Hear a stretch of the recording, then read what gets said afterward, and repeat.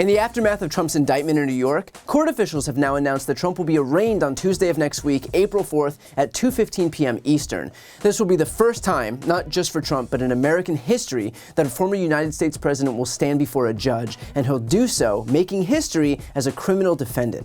Now, at the arraignment, the judge will outline all of the charges against Trump. There is some reporting from CNN suggesting there could be as many as 34 counts, but of course, it's not really worth speculating on that information until it's verified, which clearly it will be in just a few days at most. The judge will then set a status hearing date, which will be the next court date in this case. It'll be at a subsequent status hearing that will actually get a trial date, which may be sometime between 6 months and a year out from now. Just in case, with all of the excitement surrounding this indictment, you forgot just how slowly the wheels of justice turn. The question then becomes what happens to Trump in the interim, in that time pending trial. I spoke with former federal prosecutor and the co-host of my YouTube-only legal series, The Legal Breakdown, about exactly this point. Probably something we've all been wondering about. What happens to Donald Trump pending trial? The judge will have a couple of decisions to make. Will he put Donald Trump on release, what we call PR, personal recognizance, or ROR, release on recognizance? And if he does put Donald Trump on release, what kind of conditions might a judge set? Will the judge, for example, try to prohibit Donald Trump from engaging in inflammatory speech that could either, incite people to violence or could be an effort to poison the jury pool, because there will be a jury pick now that will sit as the conscience of the community and judge Donald Trump. So I suspect you may hear the prosecutors ask for some sort of minimal conditions of release that are designed to prevent Donald Trump from engaging in the kind of reckless, inflammatory speech that we have seen him engage in. I think the worst example of that is what he said on January 6th that inspired a violent attack on the U.S. Capitol. The prosecutors might also ask for some travel restrictions. It would not surprise me if the prosecutors asked the court to prohibit Donald Trump from leaving the United States. One way to accomplish that is to have the judge order that Donald Trump surrender his passport. But of course, Donald Trump has his own plane, so maybe he could be flown out of the country without a passport. So I suspect these things will be raised by the prosecutors. What I don't expect to see, Brian, is for the prosecutors to ask for pretrial detention, to detain Donald Trump pending trial. I think that it's all but a foregone conclusion that we're not going to see that kind of request. Glenn and I cover every bit of legal news as soon as it breaks, so to see more of that series, make sure to subscribe to this channel and hit the notification bell. Now, Trump was asked to surrender today, but his lawyers and the Secret Service pushed back, noting that they would need more time to make security preparations. With that said, this will have to happen between now and Tuesday's arraignment, so the amount of time they'll have to delay is obviously limited, which I presume must be frustrating for someone whose favorite tactic to avoid accountability is to delay.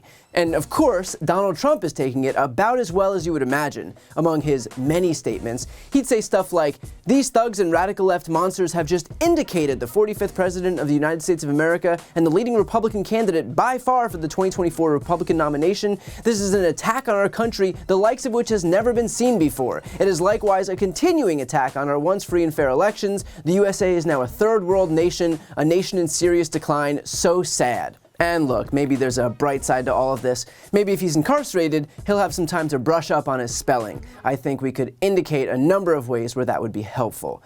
Meanwhile, elected Republicans are doing their level best to push back against this indictment at the congressional level.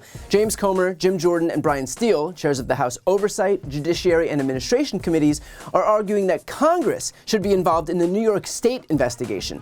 They sent a letter to DA Alvin Bragg, the crux of which was that Bragg was simply doing the bidding of left-wing activists by trying to indict Trump on federal campaign finance violations, and that because Trump is the leading candidate for the Republican nomination in 2024, this is all actually under the purview of the federal government.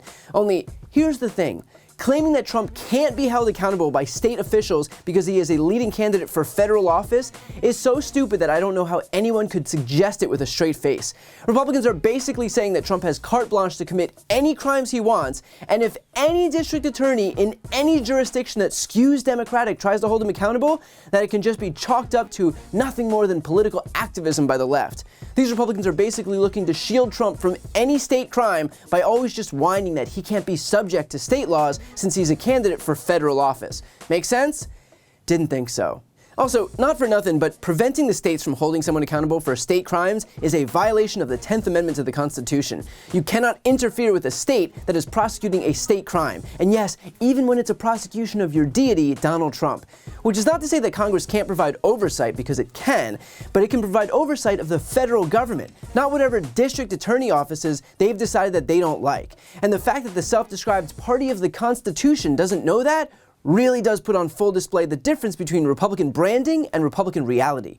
But here's the most ironic part of all of this, and sorry to have buried the lead here, but these Republicans who are all launching these investigations into Alvin Bragg don't even know the charges yet. They haven't even been released. Here's a handy, fun little exercise when dealing with those Republicans whining about Trump's indictment. If they suggest that it's unfair, that it's a witch hunt, that Trump did nothing wrong, that it's a political prosecution, ask those Republicans which charges specifically they don't agree with. Ask which ones they think were improperly levied. And considering none of those charges have been revealed, I think it becomes pretty clear that they're just being partisan hacks. And of course, even more importantly, let's not forget that behind all of the politicization happening right now, that the reason that Trump was indicted was because he committed a crime. And let's not pretend that this is some huge shock. The guy is a walking, talking crime spree, which is probably why he's also facing impending indictments in Fulton County, Georgia, for pressuring the Secretary of State to find 11,780 votes that didn't exist for the express purpose of overturning an election that he lost, at the DOJ for unlawfully retaining classified documents at Mar-a-Lago, also at the DOJ for inciting an insurrection on January 6th, in New York for tax fraud. I mean, honestly, if you told me that the sun rose this morning, it would be more surprising than if Donald Trump had committed another crime. All of which is to say, ignore the noise, because Republicans will stomp their feet and pound their fists. They will threaten violence, something they've already begun to do. They'll claim that we're all on the brink of civil war. Ignore it all. They are doing this because they know that they're backed into a corner. They know that their leader was finally caught. And because they've all hitched their wagons to his, they know that their fortunes rise and fall with him.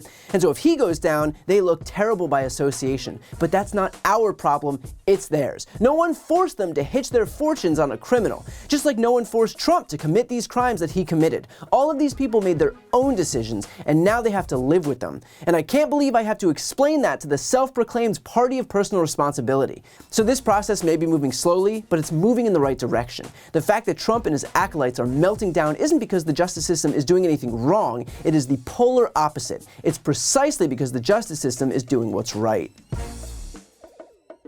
Before you go, a quick announcement. I've started a Spanish YouTube channel. Democrats desperately need to be able to appeal to Spanish-speaking audiences, so this is me doing my part.